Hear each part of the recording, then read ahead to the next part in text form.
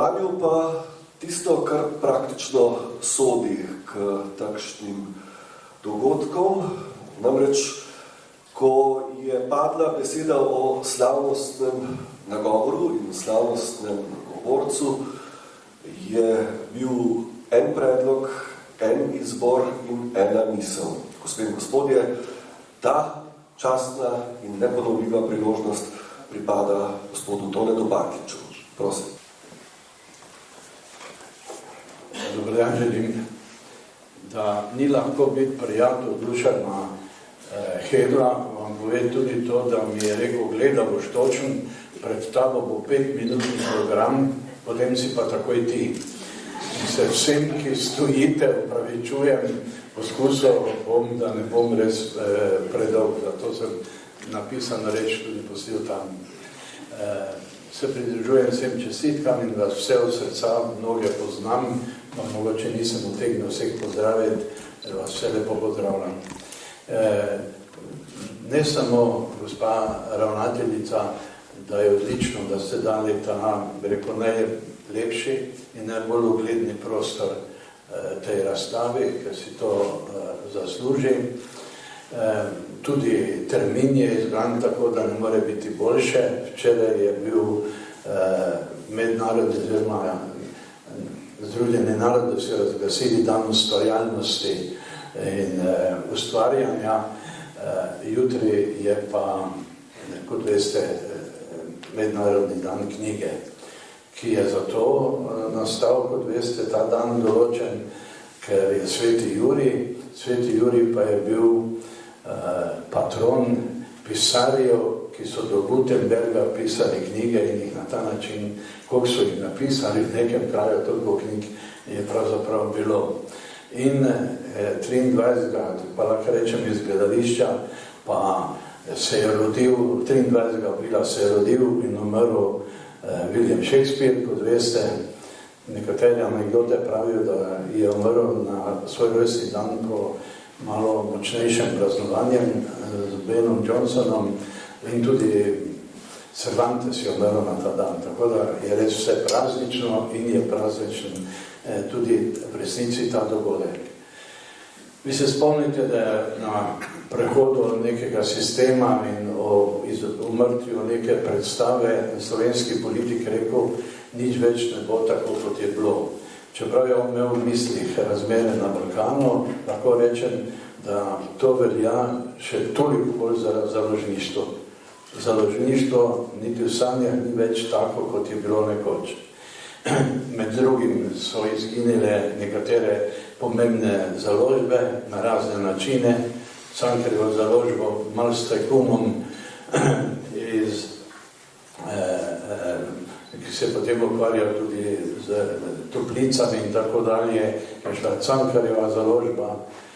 Mladinska knjiga, ki hvala Bogu dobro deluje, kvalitetno se je prav tako zapletla, še danes ni čisto jasen lastniški položaj, povezala se celo na nesrečo z Mariborsko škofijo, ki se je šla igre z delnicami in zvonom 1, zvonom 2.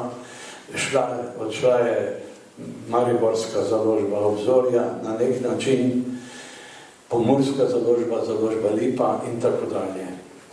Kljub temu, in seveda prejšnji režim je tudi postavil knjigo na en tak malo svet, to mesto, da je stvar posebnega nacionalnega in kulturnega pomena.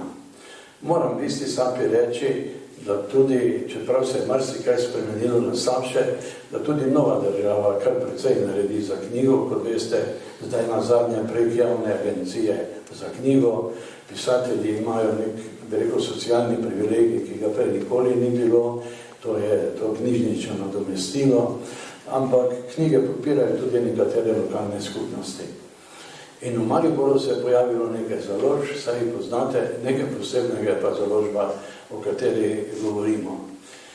Hedl, ki je študiral, če se ne motim, tehniko in kasneje ekonomijo, nikoli pa pravzaprav literature, se je pa o kulturnem menedžmentu izobraževal na šoli oziroma na inštitutu Geja in se nekako razumel vprašanje ekonomije v kulturi. Hitro je povzročil polemiko, neke vrste napetost, da ne rečem kakšne hujše besede, med ekonomijo in kulturo.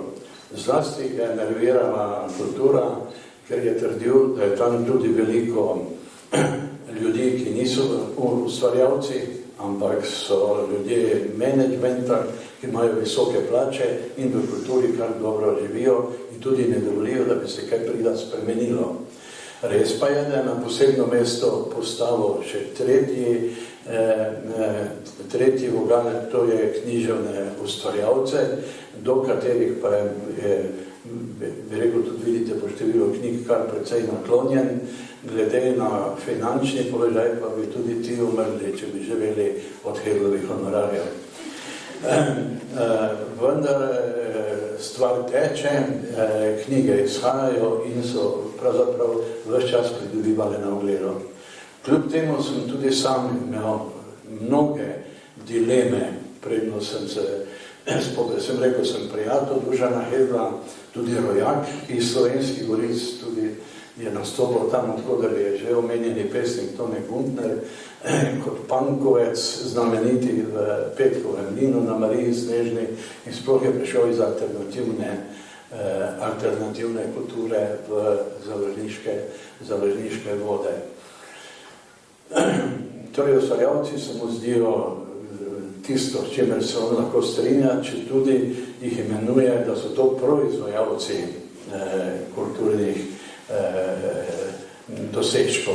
Že beseda proizvajalci, Dušan, se nam, ki bi radi malo po zvezdah hodili, pravzaprav nismo na nek način vajeni. Sam je v nekem referatu, ki ga je za te stvari pripravil, napisal, da so njihovi trije vogelni kamni njihovega delovanja in politike so kvaliteta, potem pa hitrost in fleksibilnost. Kar povem, da sta vsaj dva vogelna kamna taka, ki mislim, da nista ustrezna za ustvarjanje. Hitrost gotovo ni odlika pisatelja. Mnogi pisatelji se morajo počasi pisati, trikrat premisliti, popravljati in tako dalje. Proizvodnja in zalaganje knjig mi je jasno, da zahteva hitrost. Tudi fleksibilnost, da se moram ozirati, kaj se okoli mene dogaja, kam gre družba. Pisatelj mora imeti zvezo severnico, ne sme biti preveč fleksibilen, drugače si pa bo precej enaki. Strinjam pa se in tudi moram reči, da založba na tem oziru rase, to je, da je treba skrbeti za kvaliteto. Kot veste, sem bil v državnem zboru praktično tisti prvi poletni mandat, potem pa 3 mandate in prav dobro sem dal skozi to razgradnjo, ko je kultura, torej knjiga, bila stvar družbenega pomena, kar pa je treba tudi takoj povedati. To je prinašalo tudi nekatere privilegije, tudi nekatere neupravičene. Mi smo vse, kar smo naredili, smo pravzaprav delali za ljudstvo, za narod in ne vem kaj, vsake pa imel seveda tudi logično svoje račune. Ampak razgradnja tega sistema, ko smo rekli, ne, knjiga je bogatstvo naroda, to da je tudi predmet, ki ga je treba obdavčiti. In smo ga tudi hitro obdavčili z DDV-jem, kot veste, 15%. Čeprav tudi nekatere velike države se je to znano, recimo Velika Britanija ne pozna takega davka. In smo jo spremenili poleg te dovoljne vrednote tudi v predmet, ki gre v prodajo, ki se meri, ki prehiteva, propagira in tako dalje. Prvi, ki je začutil, da je treba drugače gledati na knjigo, da je treba v tranzicijo stopiti in jo morda voditi, to pa kakorkoli obračamo, je ta založba, predvsem pa omenjeni Hegel, ki je napisal, kot veste, 2 knjigi, in sicer Podjetnost v kulturi, ker je torej bil čutil, da je treba podjetniško zgrabiti zaloge in pa tudi podjetnost kot v literaturi kot nacionalnem programu.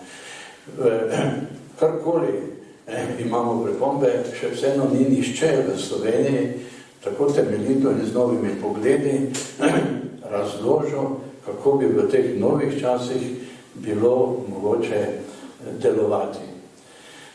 Seveda se tudi nismo tako enostavno mogli znajti v tej popularni kulturi, ki je pač pop art.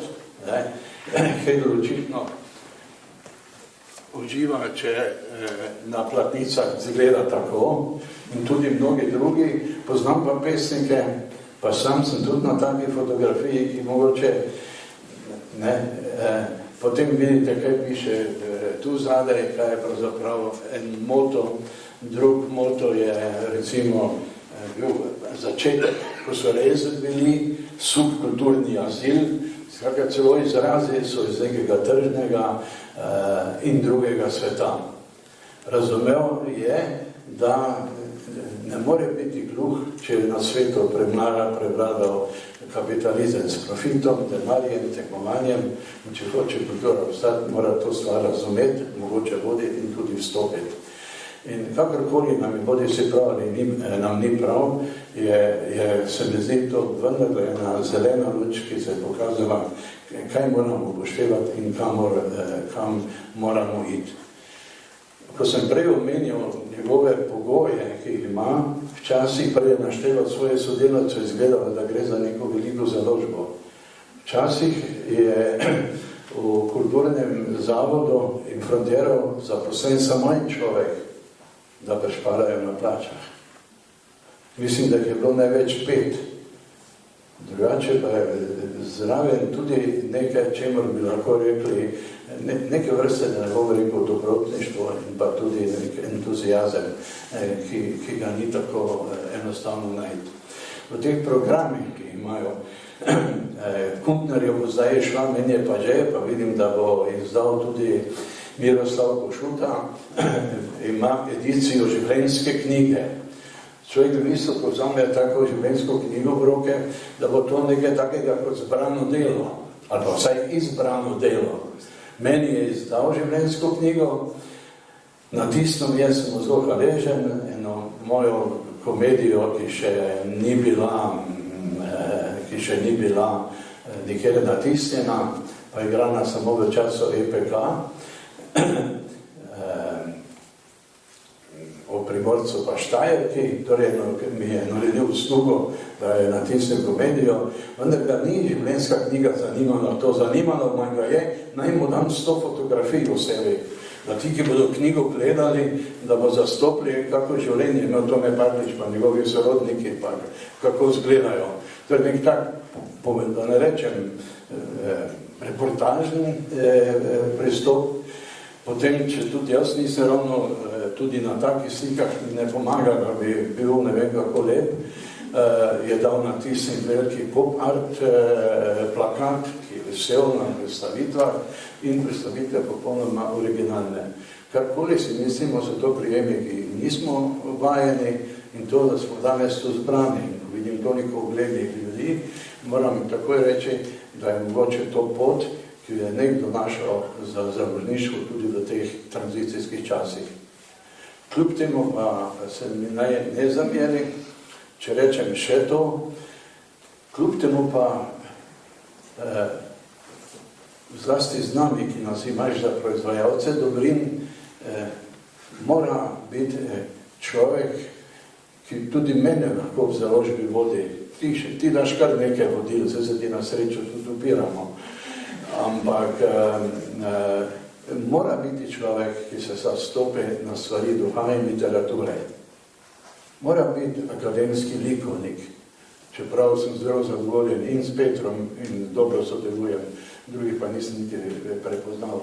Ampak kljub temu, če hočemo odpirati stvari duha, nadaljevati, to se ne da vse predvideti in izračunati na kapitalistični način in načrtovati, kakor tudi od nas zahtevajo. Toliko strani bo imela knjiga, v tem času je bom napisal in tako dalje. Veliko skrivnosti je v ustvarjanju. Imamo odgovor, zakaj je v nekem obdobju človeštva šlo od Homerja prek Sofokleja do Sokrata in tako dalje, ali pa renesansa od Danteja do Šekspira. So neke skrivnosti, za katere se mi zdi, da bi tudi tako tržno založništvo moralo imeti občutek. Jaz sem ponosen, da lahko sodelujem z vami posod, kjer te šimfajo, te branim. Veliko ljudi me kliče, veš kaj, Hedl me je klical, kar je tudi vsaka čast. Tudi vsaka čast. Hedl me je klical, da bi pri njem knjigo izdal, pa veš kaj, vsega mogoče sem čul njem, a se lahko zanesem, vsakemu se zlažem, da se lahko 1000% zanesem. Ja. Torej, štej me za človeka, ki je na vaši strani, mi je čas, da si mi dal to možnost govornosti, seveda to ni slavnostni govor, ampak neke vrste kremljanje, vam čestitam in upam, da boste to dobro preživeli. No, ko sem prej našteval, da ima življenjske knjige, pol ima celo pisateljevo zbrano delo, tistega, ki ga on izbere, zelo pomembno za Maribor pa je tudi njegova tako imenovana znanstvene monografije. On je edini, ki tiska mogoče manj zahtevno, ne doktorjev in tako dalje, ampak tudi diplomske naloge z Mariborske univerze, seveda tudi magisterske naloge, in je pravzaprav na ta način naše področje precej natančno obdelano. Mogoče bi te naloge obležale v arhivih kakšne fakultete, tako pa smo ravno kar brali, sem prej dosečal neki veliki to vejo o Jožetu Kerenčiču, ki je mlada učiteljica naredila diplomsko nalogo odlično in zelo zanimivo. Doma imam cel portret, ravno mi nekako pride prav pri načrtih o Herti Haas. Marsikaj, kar Maribor ne ve, je pri vas išlo in se mi zdi veliko pomembno. Jaz sem boš ti govoril o načrtih, seveda imajo še glasbeno produkcijo, filmsko produkcijo, digitalno produkcijo, ampak to ni področje, kjer bi se jaz razumel.